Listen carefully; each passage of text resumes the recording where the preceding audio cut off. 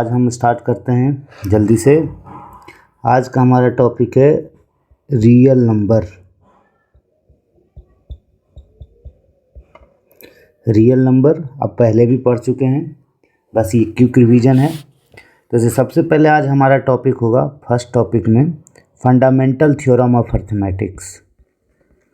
Fundamental theorem of arithmetics.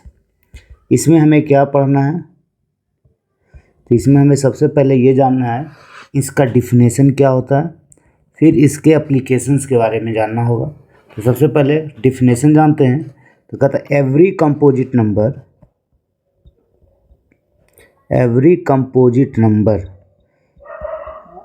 Number that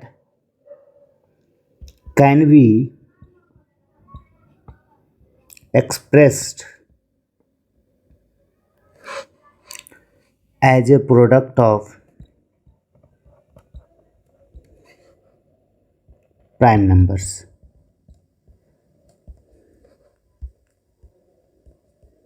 चलिए, ये हमारा डिफिनेशन हो गया फंडामेंटल थ्योरम ऑफ अर्थमेटिक्स का।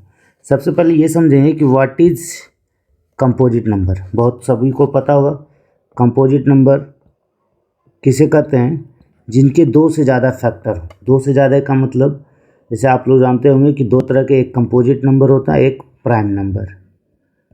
कंपोजिट नंबर और प्राइम नंबर। कंपोजिट नंबर उन नंबर को कहते हैं जिसे, जैसे आपका हो गया 4, 6, 8, इन नंबर को 1 से भी डिवाइड किया जा सकता है, 2 से भी किया जा सकता है, 4, यानी वैसे नंबर जिनके दो से ज़्यादा फैक्टर हो।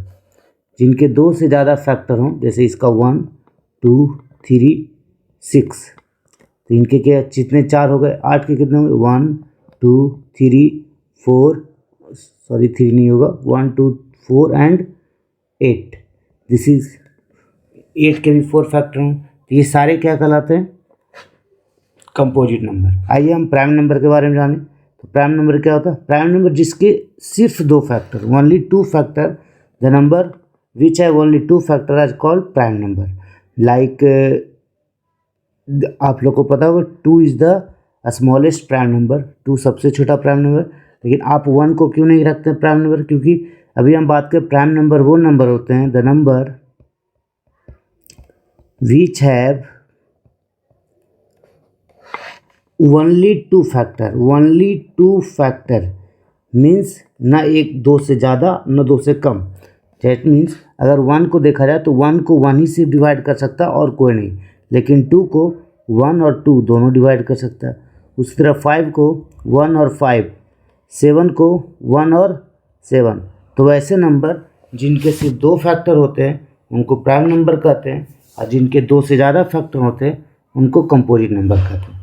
चलिए, तो यहाँ पे हम क्या बात किए? तो हम यहाँ पे हमने बात किया कि दो वैसे सारे कंपोजिट नंबर, जैसे ये आपके कंपोजिट नंबर है, तो इन सारे composite number that can be expressed as a product of prime number. Just example, हम यहाँ पे एक एग्जांपल लेते हैं कि जैसे अगर हम 120 लिए, तो ये कंपोजिट नंबर है क्योंकि इसके दो से ज़्यादा फैक्टर हैं। अगर हम इनको फैक्टराइज करें, आप बचपन में पढ़े हुए प्राइम फैक्टराइजेशन मेथड, तो 2, तो यहाँ आप 60, यहाँ आप लिखोगे तो यहाँ 30, फिर आप लिखोगे तो यहाँ 15, फिर आप 3 से लगाओगे तो 5, फिर 5 से लगाओगे तो 1।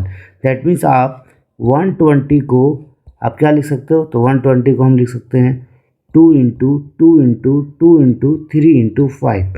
This is the every number, यानी that means fundamental theorem arithmetic क्या कहता है? तो कहता है कि जितने भी कंपोजिट नंबर होते हैं उनको हम प्राइम नंबर के मल्टीपल में लिख सकते हैं। यही कहलाता है फंडामेंटल थ्योरम ऑफ मैथमेटिक्स।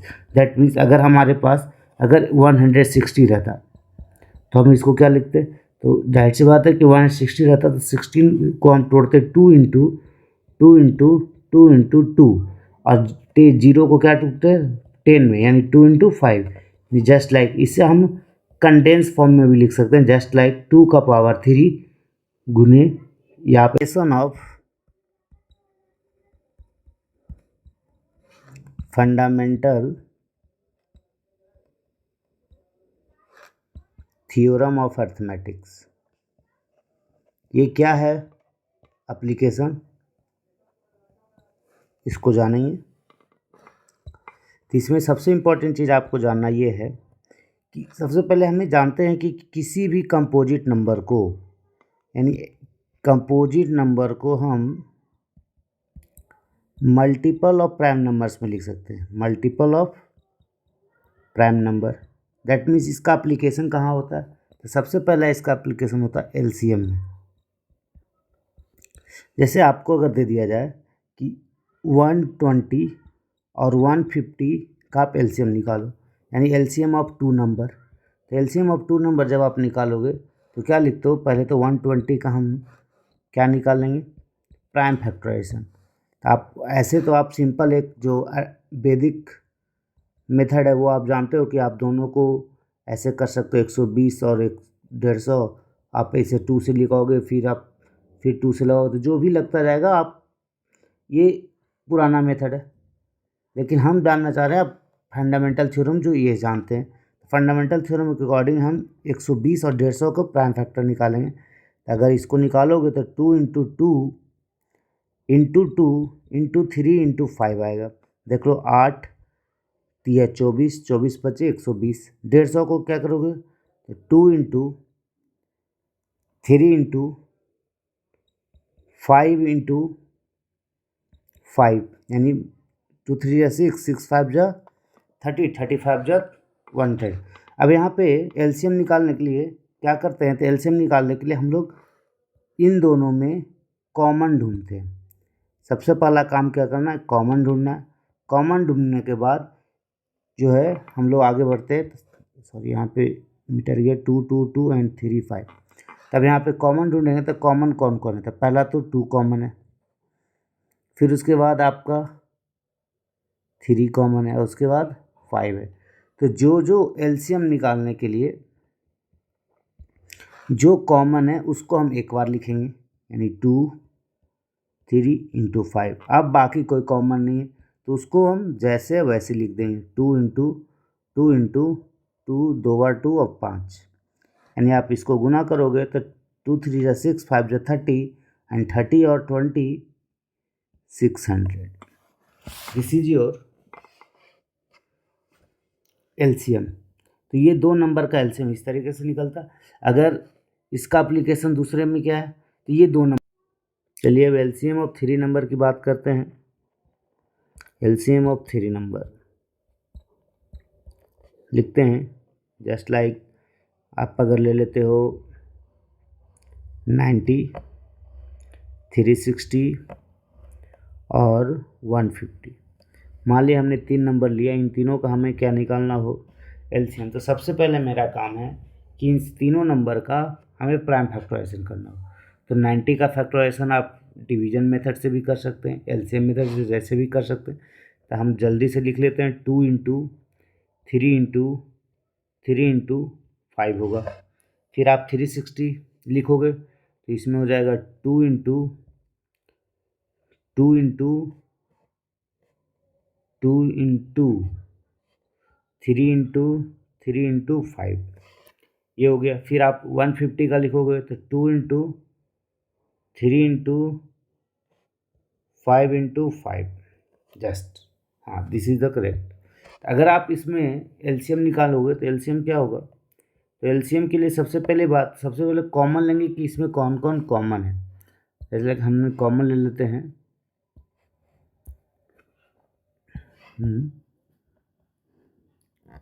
ये कॉमन हो गया। फिर 2 इसमें नहीं है, 3 है, तो ये हो जाएगा, एक कॉमन हो गया। 3 इसमें है, 3 इसमें है, और 3 इसमें नहीं है, ये तो 5 हो जाएगा। तो ये 5 हो गया। अब बचा क्या? इसमें एक 3 बचा है, इसमें एक 3 बचा है, 2 2 2 बचा, 5 इसमें बचा। तो एलसीएम में ये ध्यान रखना होता है कि आप जो तीनों में कॉमन है वो तो एक बार लिखा जाएगा, जो तीनों में कॉमन है वो एक बार लिखा जाएगा। तो जैसे लिख देते हैं 2 इंटू 3 इंटू 5। बाकी इन दोनों में देखेंगे कि इसमें भी 3 है और इसमें भी 3 है, तो इन दोनों का एक कॉमन फिर से लेना होगा, यानी इसे और इसमें से एक ही लेना होगा। कोई दो में भी अगर पेयर है तब भी एक ही लेंगे, यानी यहाँ पे 3 लिखा जाएगा। और यहाँ पे अब देखो ये 2 अकेले, इसमें 2 नहीं है, इसमें भी 2 नहीं है, इसमें 2 है, इसमें 5 है, तो आप इन दोनों को एक एक बार है, इसलिए एक एक बार को पूरा लिख देंगे। तब जो आप मल्टीप्लाई करोगे वही हमारा एलसीएम आ जाएगा। आई होप आपको समझ में आया होगा। चलिए आगे बढ़ते हैं। अब आगे जो है हमारा जो टॉपिक है वो है हमारा सेकंड एप्लीकेशन है, वो है हमारा एचसीएफ। एचसीएफ क्या होता है? एचसीएफ होता है आप हाईएस्ट कॉमन फैक्टर, मीन्स कि अगर आपके पास दो नंबर है, जैसे अगर हम लेते हैं 20 और 40, 20 और 40 अगर ले रहे हैं तो हाईएस्ट कॉमन फैक्टर मीन्स कि सबसे बड़ा कौन सा ऐसा नंबर हो जो दोनों को डिवाइड कर दे, यानी the highest number that can be divisible divided 20 and 40, यानी 20 और 40 को सबसे बड़ा ऐसा नंबर जो 20 को भी डिवाइड कर दे और 40 को डिवाइड कर दे, उसी को कहते हैं highest common factor. Just like अगर हम 20 को लिखें तो 20 का अगर हम प्राइम फैक्टर करें तो 2 इंटू 5 कर सकते हैं, और 40 को लिखें तो 2 इंटू 5 कर सकते हैं। तब इसमें एचसीएफ फाइंड करने के लिए हम जस्ट कॉमन, ये सबको पता है, तो हम जस्ट ये कर सकते हैं, यानी 2 इंटू 5 यानी जस्ट 4 5 जा 20, this is your HCF. Just like तो एचसीएफ को हम फाइंड इसी तरीके से करते हैं कि जस्ट जो कॉमन होगा वही सिर्फ होगा, उसके अलावा जो नंबर है उसको हम इस्तेमाल नहीं करते हैं। चलिए अब आगे बढ़ते हैं। हमारा रिलेशन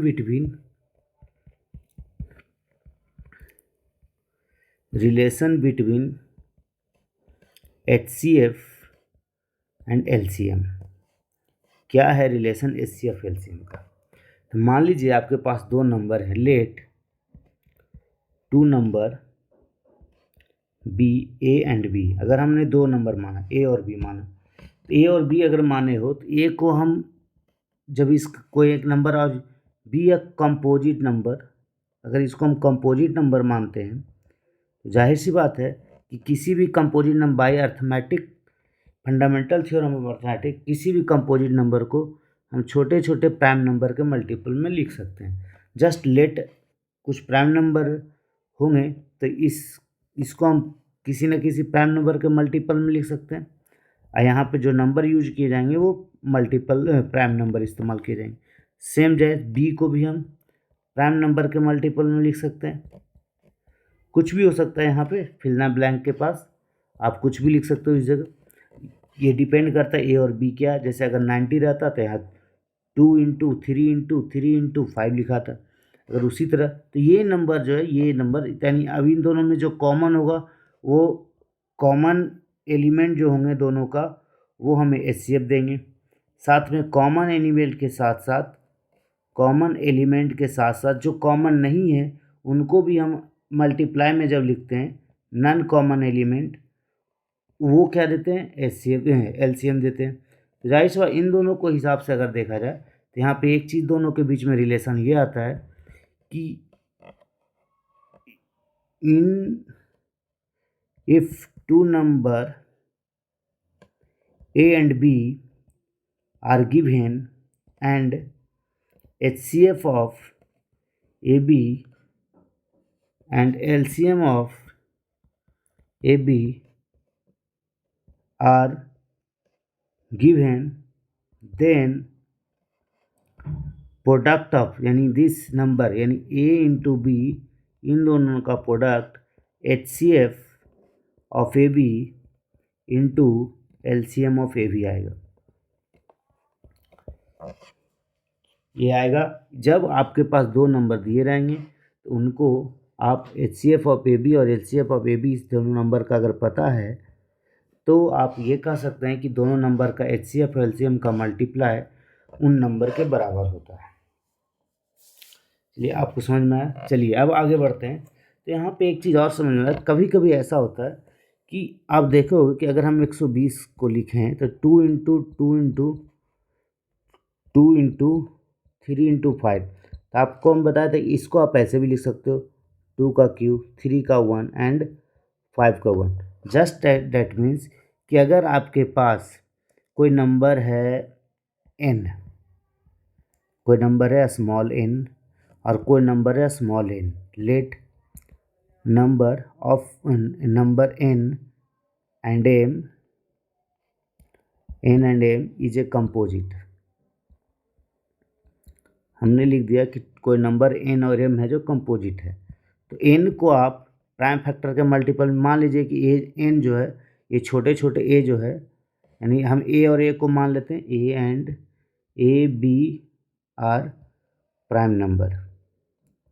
हमने एन एम को कंपोजिट नंबर माना, ए बी को प्राइम नंबर। हमने माना कि एन जो है ए का 3 बार गुना करके और बी को 4 बार गुना करके आया है।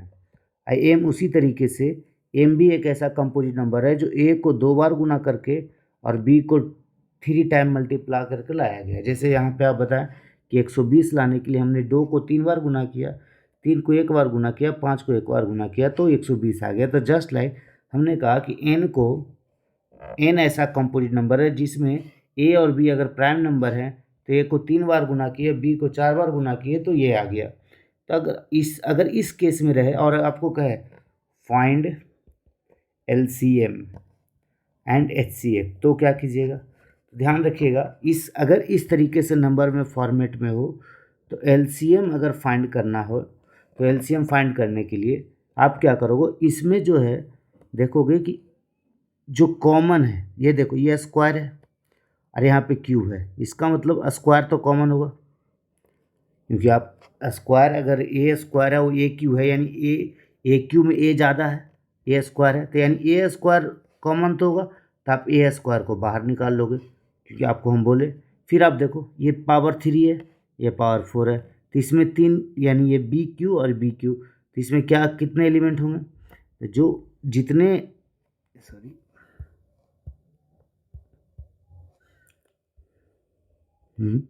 तो इसमें जो है इस केस में देखो ये बी के बाद इसमें कॉमन कौन होगा, कॉमन इसमें देखेंगे कि अगर आप इन दोनों के ऊपर देखो, अभी जस्ट हम बात किए थे एलसीएम और एलसीएफ के समय कि किसी भी नंबर को आप ऐसे लिखते हो तो सबसे पहले इसको अगर दोनों तरफ जैसे ये नीचे स्क्वायर है तो आप नीचे ए स्क्वायर लिख दिए, तो ऊपर भी ए स्क्वायर गुण ए लिख सकते हैं क्योंकि ऊपर में 3 ए है। उसी तरह बी क्यू है तो बी क्यू है तो ऊपर में भी हम क्या लिख सकते हैं, B Q into B.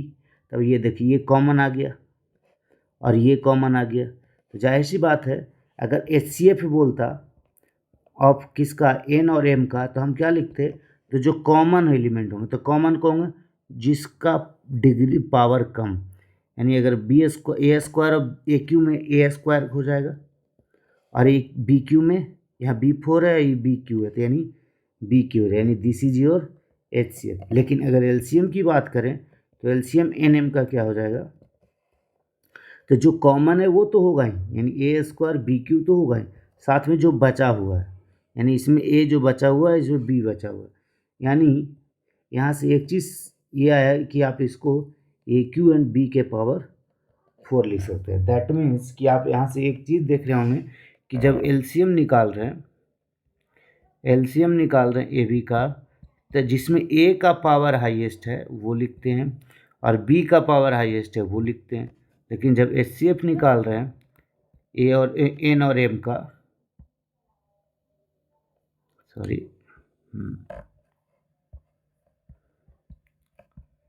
N M का, तो इसमें जो है लोवेस्ट पावर देखते हैं। तो याद रखिएगा कि अगर इस तरीके के फॉर्मेट में अगर कोई नंबर दिया रहे इन मल्टीपल बात तो एलसीएम के लिए आप हाईएस्ट पावर को चूज करेंगे और एचसीएफ के लिए आप लोवेस्ट पावर को चूज करेंगे, तो ये आपको समझ में आएगा। चलिए अब आगे बढ़ते हैं।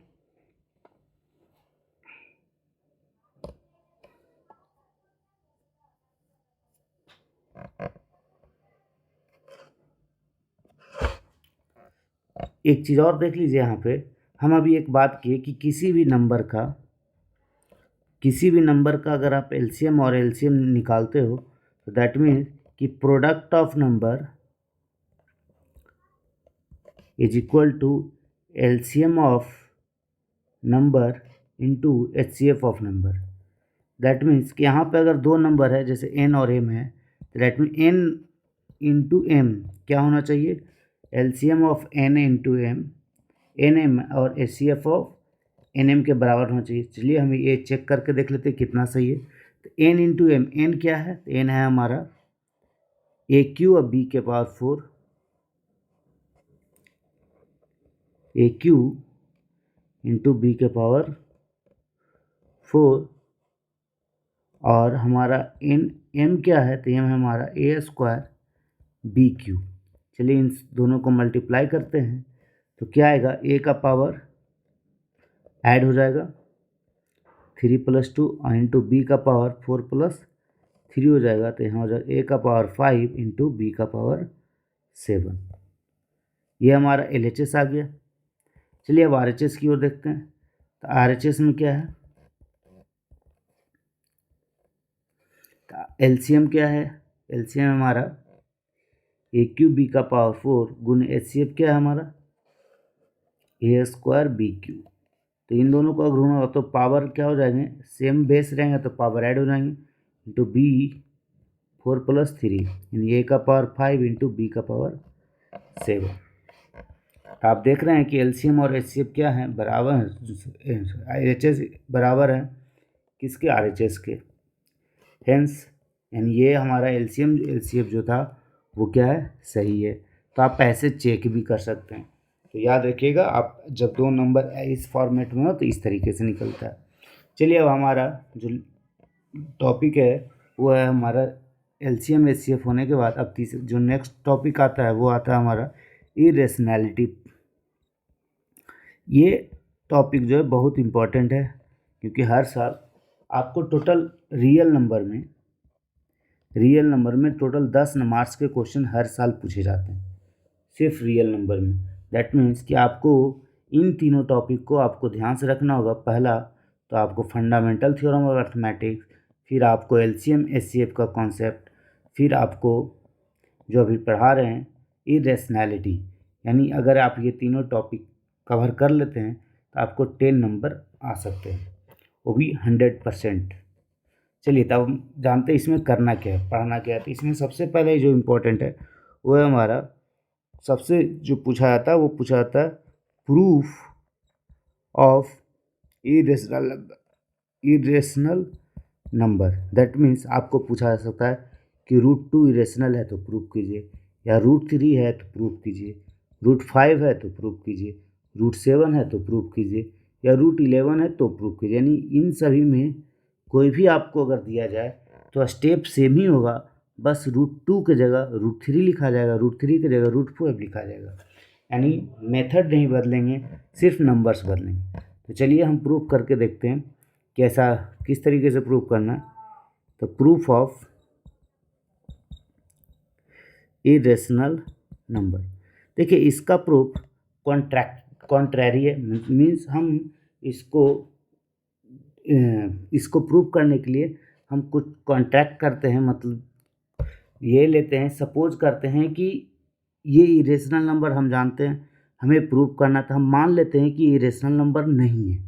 यानी दैट मीन्स कि प्रूफ करने के लिए सबसे पहले हमें क्या करना है? टू प्रूफ करना है। टू प्रूफ क्या करना है? तो √2 इज ए इरेशनल नंबर। तो हम क्या करेंगे?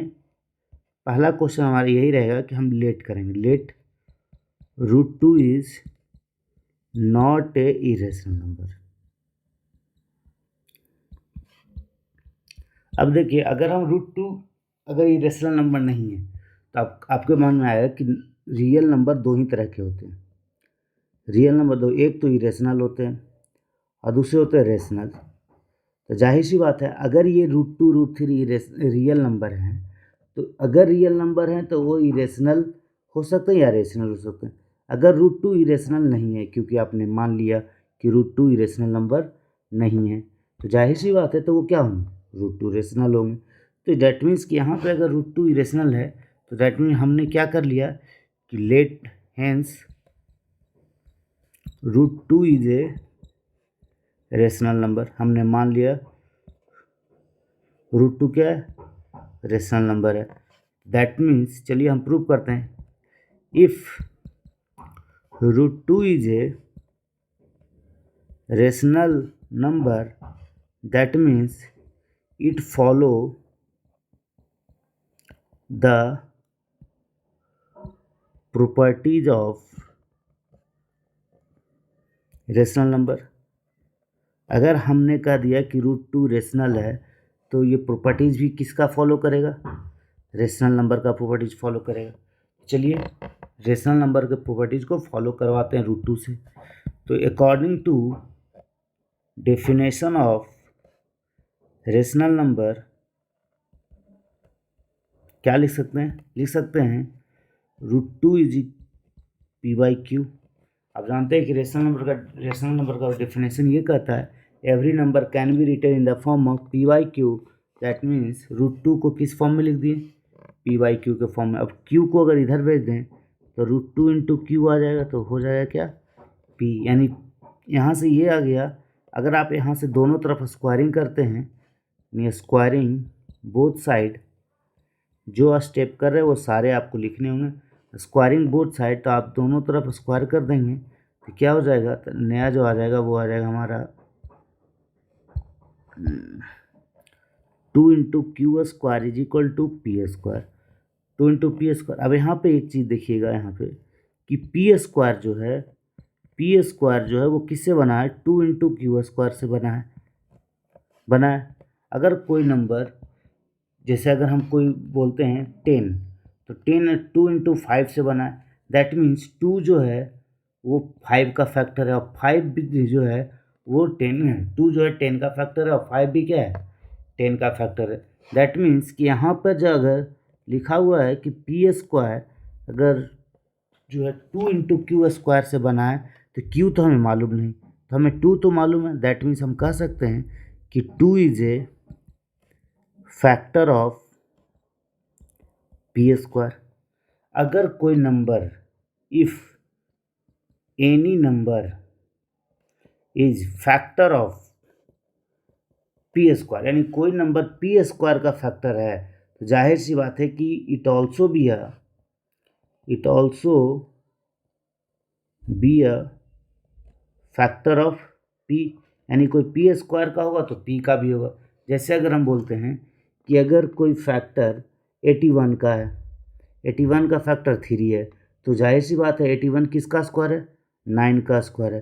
दैट मीन्स कि 3 अगर 9 का फैक्टर है तो जाहिर सी बात है 9 का भी फैक्टर कौन होगा, 3 होगा। तो ये चीज़ें आपको यहाँ पे भी इस्तेमाल करनी है। दैट मीन्स कि 2 अगर फैक्टर है पी स्क्वायर का, that means 2 is also a factor of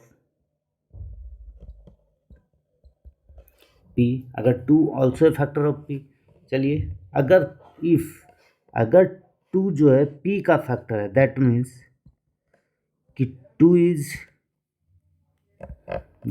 p is multiple of, let कर लेते हैं, let p is equal to 2m, क्योंकि अगर 2 p का फैक्टर है नहीं, जरूर p जो है 2 से ही बना होगा।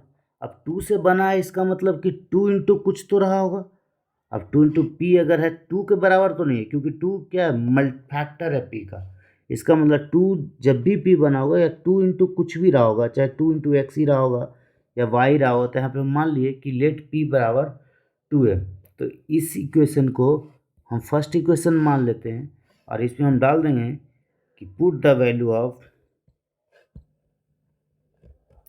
p in equation first. जैसे ही आप डालोगे p के फर्स्ट इक्वेशन को, तो क्या लिखा जाएगा कि 2q स्क्वायर बराबर 2m का होल स्क्वायर। यहाँ पे आप देख रहे हैं इसको मैं पुट किए, जैसे ही करोगे तो 2q square is equal to 4m square, यहाँ 2 से इसको कट जाएगा तो बचेगा q स्क्वायर बराबर 2m स्क्वायर। यहाँ से एक चीज़ देख रहे हो कि आप q स्क्वायर जो आ गया वो क्या आ गया, मल्टीपल आ गया 2m square. That means just same definition ये यहाँ पे लिखे थे कि अगर 2q स्क्वायर को p बना रहा है, p स्क्वायर 2q स्क्वायर से बन रहा है, तो 2 उसका फैक्टर था, सेम एज यहाँ अगर q स्क्वायर 2m स्क्वायर से बन रहा है, दैट मीन्स कि 2 is A factor of Q square. 2 किसका फैक्टर है? Q square. अगर 2 क्यू स्क्वायर का फैक्टर है यानी 2 is also a factor of Q. अगर 2 क्यू का फैक्टर, तो यहाँ देखिए हेयर, यहाँ 2 किसका फैक्टर था? यहाँ से 2 is A factor of P, ये एक पार्ट आ गया। 2 is A factor of P, यहाँ से ये आ गया कि 2 is also factor of Q, इसमें 2 is common factor of p and Q. 2 क्या हुआ? कॉमन फैक्टर होगा किसका? P and Q. That means, अब देखिए समझिए, हम यहाँ पे क्या लिखे थे? यहाँ पे लिखे थे कि √2 अगर रेशनल नंबर है तो it follow the properties of rational number, follow करना चाहिए। यहाँ पे आप रेशनल नंबर का अगर आप डिफिनेशन जानते हैं तो आप क्या जानते हैं कि the number which is in the form of p by q where p and q are integer and a q not equal to 0 and the factor of p and q not more than 1 या not other than 1, यानी P and Q का जो common factor हो वो 1 से अलग नहीं होना चाहिए। But 2 is a factor other than 1, hence it does not follow the properties of rational number, hence our supposition is wrong. यानी हमारा जो सपोजिशन था रॉन्ग था। क्या? कौन सा सपोजिशन? कि √2 इज ए इरेशनल नंबर, या दैट मीन्स यहाँ पे लिख देंगे hence √2 is a irrational number. Proved. चलिए यहाँ तक आ गए। तो ये था हमारा। अब जैसे देख, अब यहाँ पे क्या, यहाँ पे तो √2 का हो गया, तो √3 का क्या करते? तो जस्ट √3 के लिए हम यहाँ पे √3 लेते, यहाँ पे √3 लेते थे, यहाँ भी √3 लेते, यहाँ भी लेते, यहाँ भी लेते। सेम है जो यहाँ √3 आता, यहाँ √3 आता, तो यहाँ √3 क्यू स्क्वायर होता, तो यहाँ 3 is A factor of P square होता, तो 3 is also factor of P. यहाँ पे p बराबर 3m लिखते, तो यहाँ पे आता 3 क्यू स्क्वायर इंटू 3m का स्क्वायर होता, तो यहाँ 3m स्क्वायर है, यहाँ 3 क्यू स्क्वायर है, यहाँ 9m स्क्वायर होता, 3 से 3 कटता, तो यहाँ 3m स्क्वायर बचता, और क्यू स्क्वायर बराबर 3m हो जाता। तो यहाँ लिखा था 3 is A factor of Q square, यानी 3 is also factor of Q, तो यहाँ लिखा था 3 is A common factor of p and Q, यानी 2 is A factor of other, 3 is A factor of other than 1। नहीं, सेम स्टेटमेंट फिर से लिखते, बस 2 की जगह 3 कर देते, उसी तरह 3 की जगह 5 कर देते। तो ये था हमारा इरेशनल नंबर का प्रूफ। चलिए अब आगे बढ़ते हैं। आपके कभी कभी क्वेश्चन बुक में आते हैं कि 2√3 को कैसे प्रूव करें, या फिर 3 + √5 को कैसे प्रूव करें, या इसी जगह दे दिया जाए 5 + √7 को कैसे प्रूव करें कि कैसे ये इरेशनल है। तो अगर इस तरह का अगर क्वेश्चन पूछ दिया जाए तो सबसे सिंपल सा आपको क्या करना है, आपको जो है इसमें भी आपको क्या करना होगा, जस्ट सेम, क्या सेम कि let 2√3 is a rational number. 2√3 को क्या मानना है? रेशनल नंबर मानना। अगर 2√3 रेशनल नंबर है, that means it can be written in the form of p by q. That means हम 2√3 को क्या लिखेंगे? p बाई क्यू के बराबर लिखेंगे, यानी ये तो रेशनल नंबर है। अब यहाँ पे 2 को उधर लेके जाओ तो क्या लिखोगे? p बराबर q। अब यहाँ से जो है अभी इस स्टेटमेंट से आगे नहीं बढ़ना है, क्योंकि इस स्टेटमेंट को आपने पहले ही √3 को क्या कर चुके हैं? प्रूफ कर चुके हैं। जैसे मीन जब ये दिया रहा है तो यहाँ पे पहले ही से नोन है कि √3 पहले से ही रेशनल है, √5 पहले से ही रेशनल है, √7 यानी √3 √5 √7 को अब नहीं रेशनल प्रूव करना। तो यहाँ पे सीधे लिखना here √3 is a irrational number and but p by 2q is a rational number. यहाँ √3 क्या है, इरेशनल नंबर है, बट p बाई 2q जो लिखा है इधर, ये क्या है, rational number. That means LHS is not equal to RHS, hence our supposition is wrong. आप क्या लिखोगे, तो आप लिख दोगे कि 2√3 इज ए इरेशनल नंबर। ये हो गया। अब यहाँ देखो ये चीज़ कि हमने तो ये कर दिया, अगर ये रहता तो 3 + √5, तो सेम है, 3 + √5 लिखते और लिखते p बाई क्यू के बराबर है, 3 को उधर भेज देते तो √5 बराबर p बाई क्यू -3। अब ये देखो इधर वाला भी क्या है कि एक रेशनल से एक रेशनल घटेगा तो रेशनल आएगा, लेकिन ये तो √5 क्या है, इरेशनल है, तो यहाँ से यहाँ भी लिखेंगे √5 is a irrational and p by q -3 is a rational, hence LHS is not equal to RHS, hence our supposition is wrong. यानी लिख देंगे सीधे 3 + √5 is a irrational number. I hope आपको समझ में आया होगा। तो आज का एक्सरसाइज यहीं पे इसका रिवीजन ख़त्म होता है, इससे ज़्यादा आपको इसमें पूछा नहीं जाएगा।